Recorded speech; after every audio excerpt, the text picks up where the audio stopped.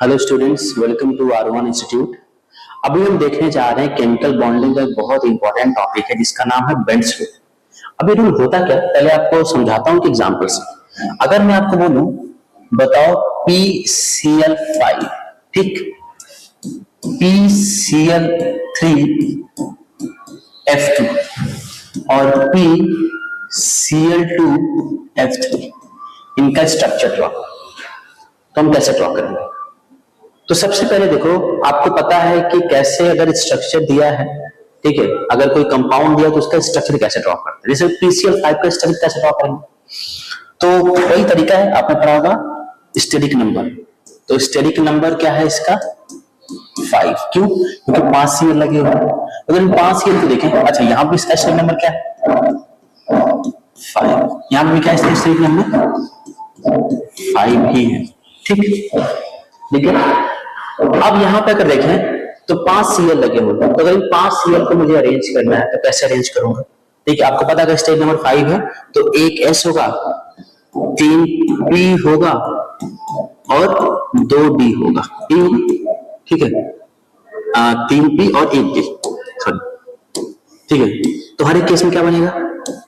sp3d। ये भी क्या होगा? sp3d और ये भी क्या होगा? sp3d। समझ? अगर sp3d है तो अगर मुझे इनको अरेंज करना है 5 Cl को, तो आपको पता है एक ही ज्योमेट्री पॉसिबल है sp3d का, फास्फोरस। तो यहाँ पे 5 Cl है तो एक ही ज्योमेट्री पॉसिबल है कि ये Cl इस तरीके से अरेंज हो जाए और बाकी 3 Cl इस तरीके से अरेंज हो जाए। और आपको पता होगा इस ज्योमेट्री को, इस शेप को हम क्या बोलते हैं? ये है आपका ट्राइगोनल और इसके ऊपर लगा है Cl और इसके नीचे लगा है Cl, तो ट्राइगोनल बाइपिरामिडल। सेम चीज अगर हम इसमें देखें PCl3F2 में, तो हम क्या सोच सकते हैं कैसे इसका स्ट्रक्चर ड्रॉ करें? तो देखो, हमें क्या लगता है कि जिस तरीके से अच्छा दिखे हमें उस तरीके से ग्रुप को लगाना है, ठीक है। तो अगर अच्छा दिखने के लिए लगाया तो हमें ये लगेगा यार कि यहाँ पे 3 Cl को लगा दे इस पोजीशन पे, ठीक है। ये कौन सा पोजीशन होता है? Equatorial position. इसको क्या बोलते हैं? This is equatorial position, equatorial position, है ना। और ये दोनों पोजीशन क्या होता है? ये दोनों होते हैं आपके एक्सियल पोजीशन।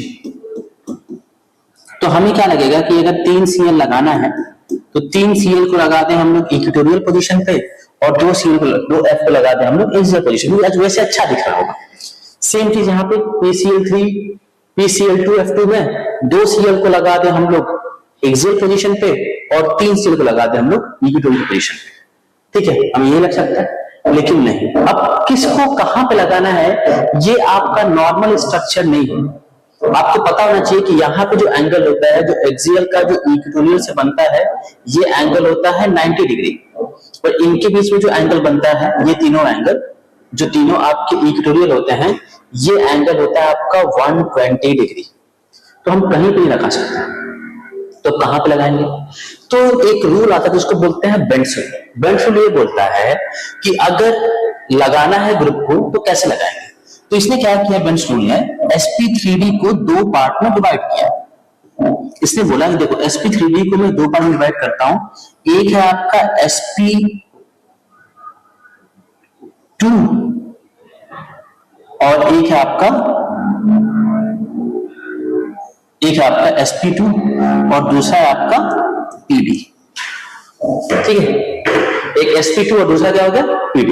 तो sp2 को अगर हम देखें तो यहाँ पे sp2 में वो ध्यान दें तो यहाँ पे परसेंटेज s कैरेक्टर कितना है sp2 में? देखो बताओ, परसेंटेज s कैरेक्टर कितना है sp2 में? तो अगर देखा जाए तो यहाँ पे एक s है और टोटल आपके 3 ऑर्बिटल है, एक s और 2 p, तो 1s डिवाइड बाय 3 into 100, ये हो जाएगा आपका 33.33%, ठीक। अच्छा, यहाँ पे 33.33% एस कैरेक्टर है, और यहाँ पे अगर पीडी वाले केस में देखा जाए तो यहाँ पे तो पी और डी है, तो यहाँ पे परसेंटेज एस कैरेक्टर जो है, परसेंटेज एस कैरेक्टर ये आपका 0 है ही नहीं, क्योंकि पीडी है, एस तो है ही।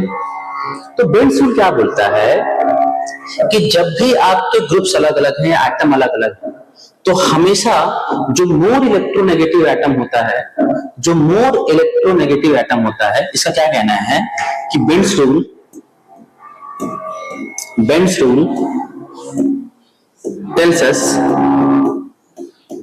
tells us that more electronegative atom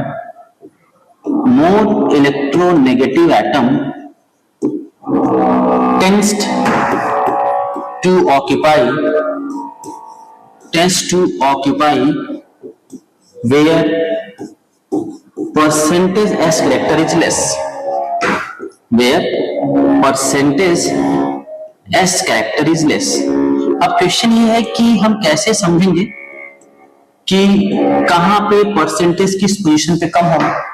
तो sp2 का आपको शेप पता है, sp2 कैसा होता है। तो अगर sp2 को मुझे अरेंज करना है, sp2 को अरेंज करना तो कैसे sp2 को अरेंज करना,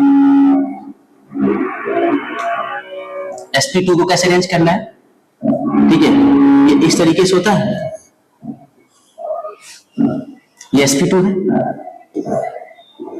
ठीक, एंगल क्या है 120 डिग्री 120।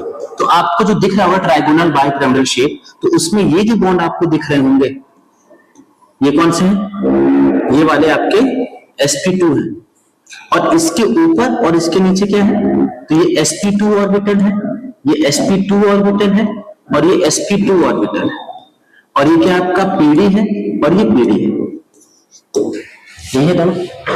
तो sp2 मतलब ये पोजीशन पे क्या आएगा, जिसकी इलेक्ट्रोनेगेटिविटी कम है। मतलब अगर मुझे लगाना है PCl3F2, तो मैं F को उस पोजीशन पे लगाऊंगा जिस पोजीशन पे इलेक्ट्रोनेगेटिविटी कम होगा, मतलब एक्सियल पोजीशन पे। मतलब इसका स्ट्रक्चर कुछ ऐसा होगा, P, इधर आपके 2 F होंगे, इधर आपके 3 Cl होंगे। तो बताओ अगला स्ट्रक्चर आपको खुद से ड्रॉ करना है कि अगर मुझे PCl2F3 का स्ट्रक्चर ड्रॉ करना है तो कैसे ड्रॉ करना है। क्या बताया मैंने कि जो मोर इलेक्ट्रोनेगेटिव एटम है वो क्या ऑक्यूपाई करेगा, जहां पे इलेक्ट्रोनेगेटिविटी कम, मतलब ये आएगा आपका एक्सियल पोजीशन, और बाकी आपका 2 Cl यहां पे, मतलब दोनों Cl ऊपर में आए। तो यही था आपका बेंड्स रूल, ठीक है। आई होप ये सबको समझ में आया होगा। Thank you.